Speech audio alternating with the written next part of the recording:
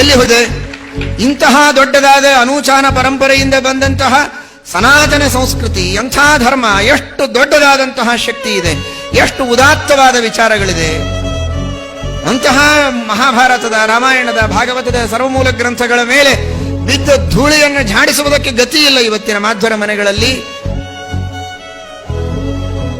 ಕೇವಲ ಮಾಧ್ವರನ್ನು ಮಾತ್ರ ಉದ್ದೇಶಿಸಿ ನಾನು ಹೇಳ್ತಾ ಇಲ್ಲ, ನಮ್ಮ ಸಮಗ್ರವಾದ ಹಿಂದೂ ಸಮಾಜದೊಳಗೆ ಬೇಕಾದಷ್ಟು ಧರ್ಮಗ್ರಂಥಗಳಿಗೆ ಬೆಲೆ ಇಲ್ಲದೆ ಹೋಗ್ತಾ ಇದೆ. ಅದರ ಬಗ್ಗೆ ತಿಳುವಳಿಕೆ ಇಲ್ಲ. ಕೆಲವರಿಗೆ ಶ್ರದ್ಧೆ ಇದೆ, ತಿಳುವಳಿಕೆ ಇಲ್ಲ. ತಿಳುವಳಿಕೆ ಇದೆ, ನಿಷ್ಠೆ ಇಲ್ಲ. ಭಕ್ತಿ, ನಿಷ್ಠೆ, ದೀಕ್ಷೆ ಎಲ್ಲವೂ ಇದೆ, ಆದರೆ ಅದಕ್ಕೆ ತಕ್ಕ ಅನುಷ್ಠಾನ ಇಲ್ಲ. ಅನುಷ್ಠಾನ ಇದ್ದರೂ ಅದನ್ನು ಪ್ರಚಾರ ಮಾಡುವಂತಹ ಹುಮ್ಮಸ್ಸಿಲ್ಲ. ಮಾಡಬೇಕು ಅನ್ನುವ ಹುಮ್ಮಸ್ಸಿದ್ದವರಿಗೆ ಬೆಂಬಲ ಇಲ್ಲ. ಈ ತರಹದ ಕೊರತೆಗಳು ಇದೆಲ್ಲವೂ ಪರಿಪೂರ್ಣವಾಗಿ ಒಂದು ಮೂರ್ತವಾದ ರೂಪದಲ್ಲಿ ಕಾರ್ಯಗತವಾಗಬೇಕಾಗಿದ್ರೆ ಅದಕ್ಕೆ ನಮ್ಮ ಯುವಕ ಯುವತಿಯರೇ ಮುಂದೆ ಬರಬೇಕು, ಬೇರೆ ಇನ್ಯಾವ ದಾರಿಯೂ ಇಲ್ಲ. ಈ ತರಹದ ನೈಷ್ಠಿಕ ಬ್ರಹ್ಮಚರ್ಯದಿಂದ ನೀವು ಈ ಪ್ರಚಾರ ಕಾರ್ಯಗಳನ್ನು ಮಾಡಿ ಆಮೇಲೆ ಮುಂದೆ ನಿತ್ಯದ ನಿಮ್ಮ ವೈವಾಹಿಕ ಜೀವನದಲ್ಲಿ ನಡೆಸಿ ಮುಂದಿನ ಯುವಕರಿಗೆ ಈ ದೀಕ್ಷೆಯನ್ನು ಕೊಟ್ಟು ಅವರನ್ನು ಉತ್ತರಾಧಿಕಾರಿಗಳನ್ನು ಮಾಡಿ ನೀವು ಗೃಹಸ್ಥಾಶ್ರಮಿಗಳಾದ ಮೇಲೆ ಸ್ವಲ್ಪವಾದರೂ ಸಮಯವನ್ನ ನಿಮ್ಮ ಜೀವನದಲ್ಲಿ ಕೊನೆವರೆಗೂ ನಿಮಗೆ ಹಾಕೋದಕ್ಕೆ ಅಷ್ಟೊತ್ತಿಗೆ ಟ್ರೈನಿಂಗ್ ಆಗೋಗಿರುತ್ತದೆ. ನಾವು ಹೇಳೋದು ಬೇಕಾಗಿಲ್ಲ. ಇದರರ್ಥ ಗೃಹಸ್ಥರೆಲ್ಲ ನಮ್ದೇನ್ ಕೆಲಸ ಇಲ್ಲ, ಬಹಳ ಸಂತೋಷ ಆಯಿತು, ಕೆಲವರಿಗೆ ಮುಂದೆ ಕೂತವರಿಗೆ ಹೇಳ್ತಾ ಇದ್ದಾರೆ ಅಂತ ಅನಬೇಡಿ. ನಿಮ್ಮ ಉಸಿರಿರೋವರೆಗೆ ನಿಮ್ಮನ್ನು ಬಿಡುವುದಿಲ್ಲ. ಬರೀ ಗೃಹಸ್ಥ ಅಲ್ಲ, ಗೃಹಸ್ಥ ಇರಬಹುದು, ವಾನಪ್ರಸ್ಥ ಇರಬಹುದು. ನಾವು ಎಲ್ಲ ಮೀರಿ ಸನ್ಯಾಸಕ್ಕೆ ಬಂದಿದ್ದೇವೆಲ್ಲ, ಮತ್ತೆ ನಮಗೆ ಬಿಟ್ಟಿಲ್ಲ, ನಿಮಗೇನು ಬಿಡುವುದಿಲ್ಲ. ಯದರ್ಥಮೇಶ ಜಾಯತೆ ಪುಮಾನ್ಹಿತಸ್ಯ ಸ್ವಕೃತೆ ಶುಭಾಂ ಗತಿಂ ನತೂರಜೇತ್.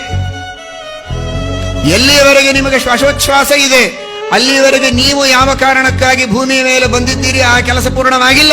ಇದರ ಅರ್ಥ ನಂದೆಲ್ಲ ಮುಗಿದಿದೆ, ಯಾವಾಗ ದೇವರು ಕರಿತಾನೋ ಆವಾಗ ಹೋಗ್ತೀವಿ ಅಂತಾರೆ. ಏನು ಮುಗಿದಿರ್ತದೆ?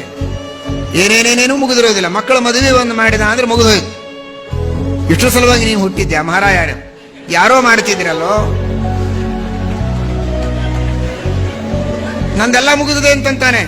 ಇದಕ್ಕಾಗಿ ಹುಟ್ಟಿಲ್ಲ ನೀನು. ಮೊದಲು ಪ್ರತಿನಿತ್ಯ ಹೇಳುವ ಮಾತು ಮತ್ತೆ ನೆನಪಿಸಿಕೊಳ್ಳಿ. ಏತದ್ದೇಶ ಪ್ರಸೂತಸ್ಯ ಸಕಾಶಾದಗ್ರ ಜನ್ಮನಃ ಸ್ವಂ ಸ್ವಂ ಚರಿತ್ರಂ ಶಿಕ್ಷೇರನ್ ಪೃಥಿವ್ಯಾಂ ಸರ್ವಮಾನವಃ. ಅದಕ್ಕಾಗಿ ಹುಟ್ಟಿದ್ದು. ನಾವು ನಡೆದು ನಮ್ಮಂತೆ ಸಾವಿರಾರು ಜನರನ್ನು ನಡೆಸುವುದಕ್ಕೆ ನಾವು ಹುಟ್ಟಿದ್ದು. ಅದಕ್ಕಾಗಿ ಬಾಳಬೇಕು, ಅದಕ್ಕಾಗಿ ನಾವು ಮುಂದೆ ಬರಬೇಕಾಗಿದೆ. ಎಲ್ಲಿದ್ದೇವೆ ನಾವು? ಕೂಪಮಂಡೂಕ ವೃತ್ತಿ ಬೇಡ. ಬಾವಿಯಲ್ಲಿರುವ ಕಪ್ಪಿಗೆ ಇದಕ್ಕೂ ಹೆಚ್ಚು ನೀರೇ ಇಲ್ಲ ಅಂತ ಅನಿಸುವ ಹಾಗೆ, ಸಾಕು ನಾನಿದ್ದದ್ದೇ ಸಾಕಷ್ಟಾಗಿದೆ, ನಾನು ಮಾಡಿದ್ದೇ ಬೇಕಾದಷ್ಟಾಯಿತು, ಇನ್ನೇನು ಉಳಿಯಿತು ಅಂತನ್ನುವ ತೃಪ್ತಿ ಬೇಡ. ಉತ್ಸಾಹ ಇರಲಿ, ಮಾಡುವ ಕಾರ್ಯಗಳಲ್ಲಿ ಆನಂದ ಇರಲಿ, ಸಂತೋಷ ಇರಲಿ, ನೆಮ್ಮದಿ ಇರಲಿ. ಮಾಡುವುದರೊಳಗೆ ಬೇಕಾದಷ್ಟು ನಮ್ಮನ್ನ ನಾವು ಹುರಿದುಂಬಿಸುವ ರೀತಿಯಲ್ಲಿ ಸಂತೋಷದಿಂದ ಇರೋಣ. ತೃಪ್ತಿ ಮಾತ್ರ ಬೇಡ. ಸಾಕು, ಇನ್ನೇನು ಮಾಡೋದಿದೆ ಎನ್ನುವುದು ಬೇಡ. ಇನ್ನೂ ಮಾಡಬೇಕು ಅಂತ ಸಾಯ್ಬೇಕು. ಅದು ನಿಜವಾದಂತಹ ಜೀವನದ ಗುರಿ. ಆ ರೀತಿಯ ಸೇವೆಯನ್ನ ಪ್ರತಿಯೊಬ್ಬ ಗೃಹಸ್ಥರೂ ಸರಿ, ವಯಸ್ಸಾದವರೂ ಸರಿ, ನಮ್ಮ ಮಟ್ಟದಲ್ಲಿ ನಮಗೆಷ್ಟು ಸಾಧ್ಯವೋ ನಮ್ಮ ಈ ವಯಸ್ಸು, ಈ ಬಂಧನದೊಳಗೆ ನಮಗೇನು ಕಾರ್ಯ ಮಾಡ್ಲಿಕ್ಕಾಗ್ತದೆ, ಅಥವಾ ರಿಟೈರ್ ಆದ ನಿವೃತ್ತ ಜೀವನದವರು ನಾವು ಇಂಥ ಕಾರ್ಯಗಳನ್ನು ಮಾಡಲಿಕ್ಕೆ ಕುಳಿತಲ್ಲೇ ನಮಗೆ ಸಾಧ್ಯ ಇದೆ, ಅಥವಾ ಇನ್ನೂ ನಮಗೆ ರಿಟೈರ್ ಆದರೂ ನಾವೇನು ಟೈರ್ಡ್ ಆಗಿಲ್ಲ, ನಾವು ಓಡಾಡ್ತೇವೆ ಅಂತನ್ನುವ ಹುಮ್ಮಸ್ಸಿದ್ರೆ ಅಂಥವರಿಂದಲೂ ಮಾಡಿಸುವುದಕ್ಕೆ ಕಾರ್ಯಗಳಿವೆ. ಅವರಿಗೂ ತರಬೇತಿಯನ್ನು ನೀಡಲಾಗ್ತದೆ. ವೃದ್ಧರಿಗೆ, ಮಧ್ಯವಯಸ್ಕರಿಗೆ, ಮುಖ್ಯವಾಗಿ ಯುವಕ ಯುವತಿಯರಿಗೆ ಸಂಪೂರ್ಣವಾಗಿ ಇದಕ್ಕೆ ಸೀಮಿತವಾಗಿ ಇಟ್ಟು ಈ ಕಾರ್ಯವನ್ನ ಮಾಡಿ ನಿಮ್ಮ ಜೀವನ ಎಷ್ಟು ಅದ್ಭುತವಾಗ್ತದೆ. ಎಂತಹ ದೊಡ್ಡ ತೃಪ್ತಿ. ನೂರಾರು ಜನರನ್ನ ಸುಧಾರಿಸಿದ, ನೂರಾರು ಜನ ಧರ್ಮವನ್ನ, ಜಾತಿಯನ್ನ, ನೀತಿಯನ್ನ, ಅಧ್ಯಾತ್ಮವನ್ನ ಬಿಟ್ಟು ಆಚೆಗೆ ಹೋಗುವ ಜನರನ್ನ ಈ ಸನ್ಮಾರ್ಗದೊಳಗೆ ತಂದಂತಹ ತೃಪ್ತಿ. ನೀವು ಎಷ್ಟು ಕೋಟಿ ರೂಪಾಯಿಗಳನ್ನ ಮಾಡಿದರೂ, ಎಂಥೆಂಥ ಕಾರೊಳಗೆ ಮೆರೆದರೂ, ಬೇಕಾದಷ್ಟು ಬಂಗಾರ, ಬೆಳ್ಳಿ, ಮುತ್ತು, ರತ್ನ, ಆಭರಣಗಳನ್ನ ಮೈ ಮೇಲೆ ಹಾಕೊಳ್ಳೋದಲ್ಲ, ಹೇರ್ಕೊಂಡ್ರು, ಹುಗಿದ್ರು ಈ ಆನಂದ ಬರಲಿಕ್ಕೆ ಸಾಧ್ಯ ಇಲ್ಲ. ಈ ತೃಪ್ತಿಯೇ ಬೇರೆ, ಈ ಆನಂದವೇ ಬೇರೆ.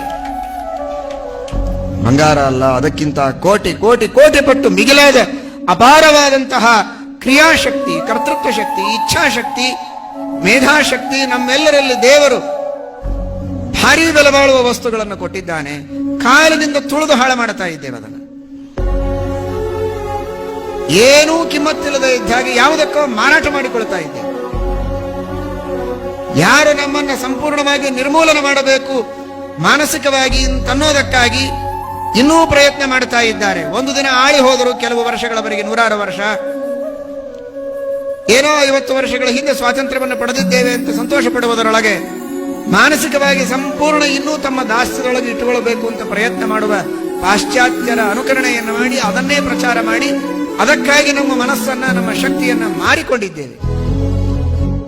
ಬದುಕಿಗಾಗಿ ಅನಿವಾರ್ಯವಾದ ಸಂಗತಿಗಳು ಹಾಗಿರಲಿ, ಆದರೆ ಇನ್ನುಳಿದ ಸಮಯದಲ್ಲಿ ತಾನು ಬದುಕೋಷ್ಟು ಬದುಕಿ ಆನಂದದಿಂದ ಜೀವನ ಮಾಡಿ ಸುಖವಾಗಿ ಬದುಕಿ ಈ ಅಧ್ಯಾತ್ಮವನ್ನ, ಭಾರತೀಯ ಸಂಸ್ಕೃತಿಯನ್ನ, ಧರ್ಮವನ್ನ, ನೈತಿಕ ಮೌಲ್ಯಗಳನ್ನ ಜಗತ್ತಿನಲ್ಲಿ ಸಂಸ್ಥಾಪನೆ ಮಾಡುವುದಕ್ಕೂ ತನ್ನಲ್ಲಿ ಸಾಧ್ಯತೆ ಇದೆ. ತಾನು ಸುಖವಾದ ಲೌಕಿಕ ಜೀವನವನ್ನು ನಡೆಸಿಯೂ ಇದನ್ನು ಮಾಡಬಹುದು. ಕಾಗಿ ಉಡಬೇಕಾಗಿಲ್ಲ, ಎಲ್ಲರೂ ಕೂಡ